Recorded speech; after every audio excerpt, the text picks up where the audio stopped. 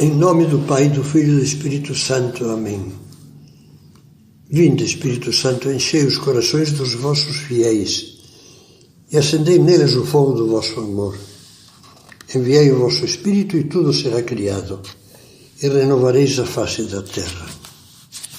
Continuamos com as nossas meditações sobre a construção da paz familiar.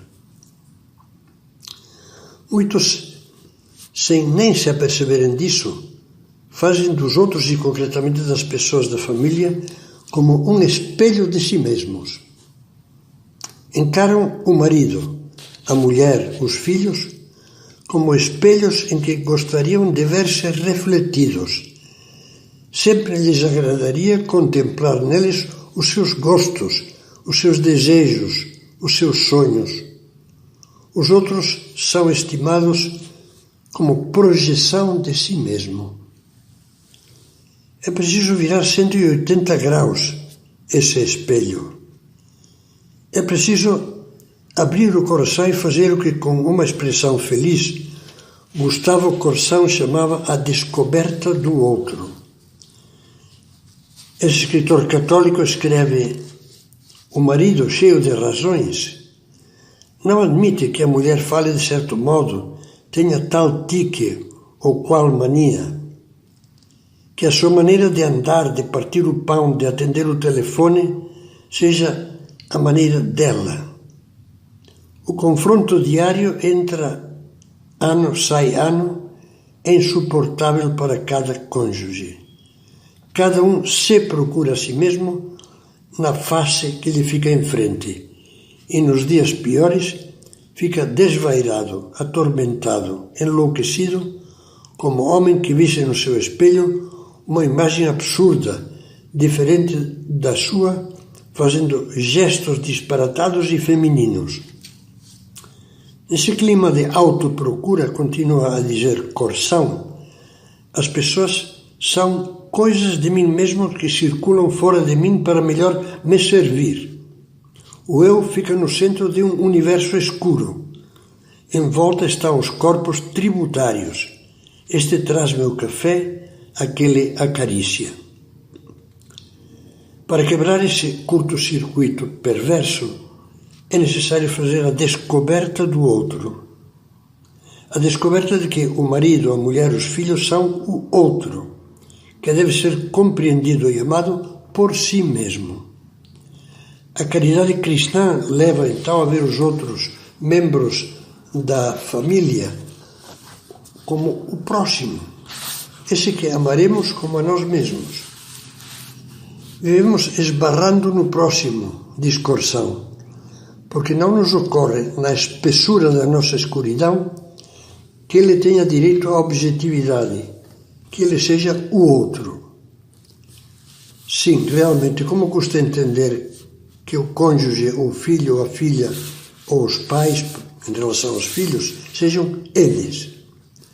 No entanto, esse olhar compreensivo é o primeiro passo do entendimento, da paz, do amor. Qual é a causa mais profunda das desavenças, das brigas, dos maus humores, dos desentendimentos familiares? É que temos uma imagem ideal da pessoa. O que nós desejaríamos que a esposa, o filho, o pai fossem. Mas encontramos-nos a cada passo com a imagem real. Essa imagem real, que é a única que existe, irrita, decepciona.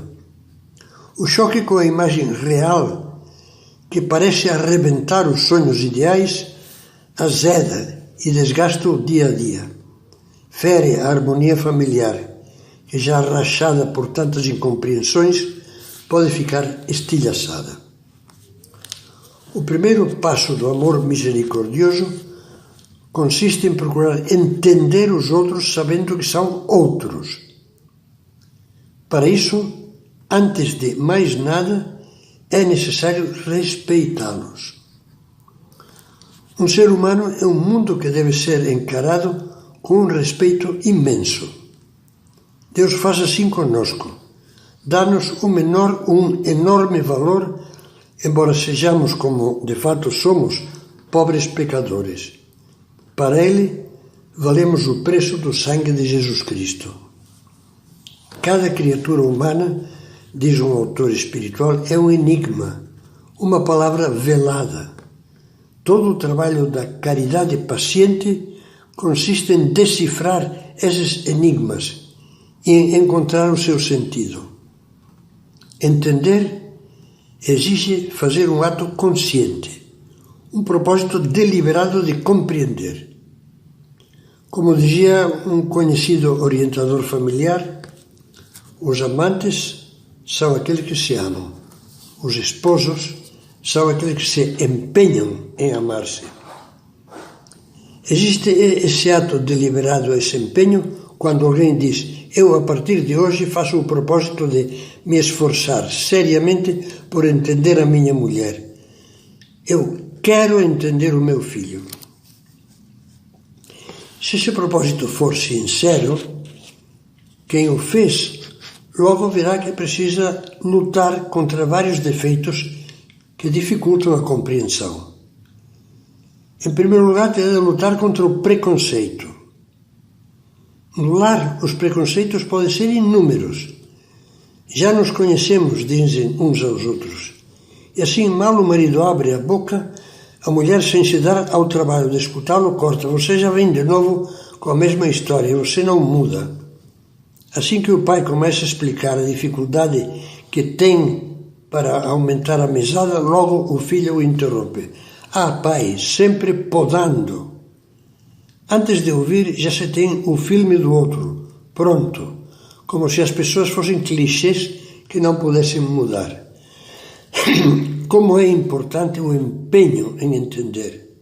Por que ela ou ele é assim? Como é mesmo por dentro? Que lhe acontece? Que teme? Que desejaria? O que o faz sofrer? O que precisaria? Não se trata de fazer análise. Deus nos livre de marido analista da mulher ou vice-versa. Mas trata-se sim de abrir o coração à compreensão. Para isso é muito necessário aprender a bela arte de escutar, que nos permite amplificar os canais da comunicação, do diálogo compreensivo. Na prática, essa arte não é praticada por aquele matrimônio ou aquele marido que, chegando em casa com o ar cansado, desaba na poltrona. A mulher está ansiosa por falar-lhe e ele, abanando a cabeça como quem faz uma grande concessão a um ser inferior, lhe diz: vai, fala. Ela desabafa enquanto ele olha para o infinito com a inexpressividade de um peixe. Já acabou? Pergunta ele e recolhe-se para forçar o celular.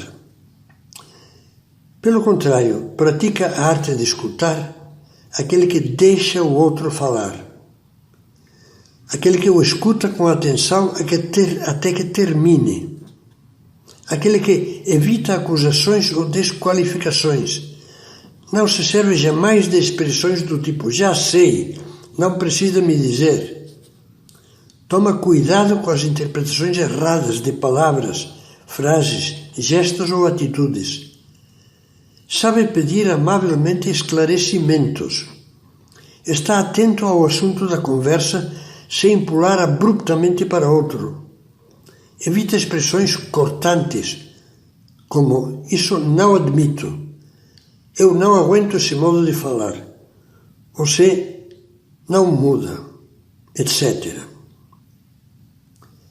Só o respeito, sem preconceitos nem precipitações, pode levar a entender o outro. E quando a compreensão vai crescendo, deixa-se de dizer: ele deveria ser assim, ela deveria ser assim. E passa-se a dizer: ele, ela é assim.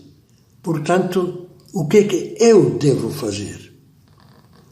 Então, como disse São João Paulo II, a nossa misericórdia reavalia, promove e tira o bem de todas as formas do mal, quer dizer, dos defeitos, das limitações, das más disposições dos outros.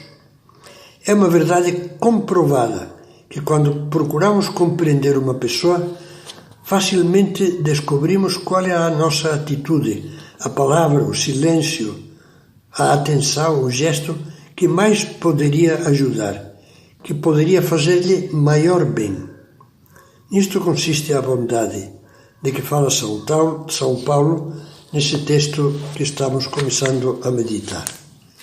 Quando cada membro da família se esforça por entender os outros, todos acabam entendendo-se cada vez mais e assim garantem a paz.